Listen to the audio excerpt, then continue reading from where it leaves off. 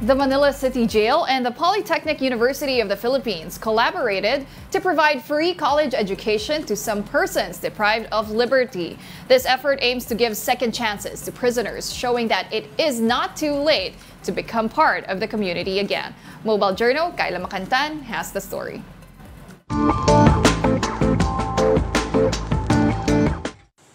Pagdating sa edukasyon, walang timeline kung kailan dapat matapos. Kaya naman ang mga preso na hindi graduate o nakatungtong man lang sa kolehiyo, mabibigyan ng chance na makapag-aral sa loob ng kulungan.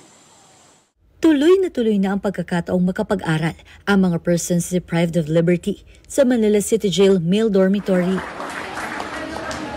Kaagapay ang Polytechnic University of the Philippines, inilunsad ng Manila City Jail ang tertiary education program para sa mga bilanggo.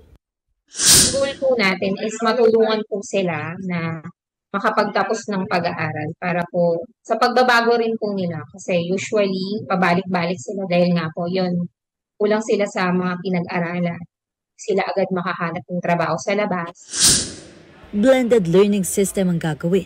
Ibig sabihin, may mga araw na papasok mismo sa jail ang guro at may mga araw din na virtual at sa TV monitor lang ang discussion. Wala nang babayaran na tuition.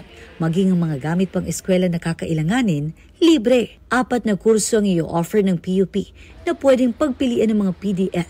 Yan ay ang Bachelor in Public Administration, BS Business Administration Major in Marketing Management, BSBA in Human Resource Management, at BS in Entrepreneurship. September ngayong taon nakatakdang magsimula ang klase. Sa huling datos, may 55 PDL enrollees na para sa darating na pasukan. Hiling ng management matapos at mapakinabangan ng PDLs ang kursong mapipili para sa mas ikabubuti ng kanilang buhay paglabas. Nagkakaroon lang kasi ng notion na dahil nakulong is masama na, hindi na pwedeng pagkatiwalaan. Bigyan po natin sila ng chance na magbago.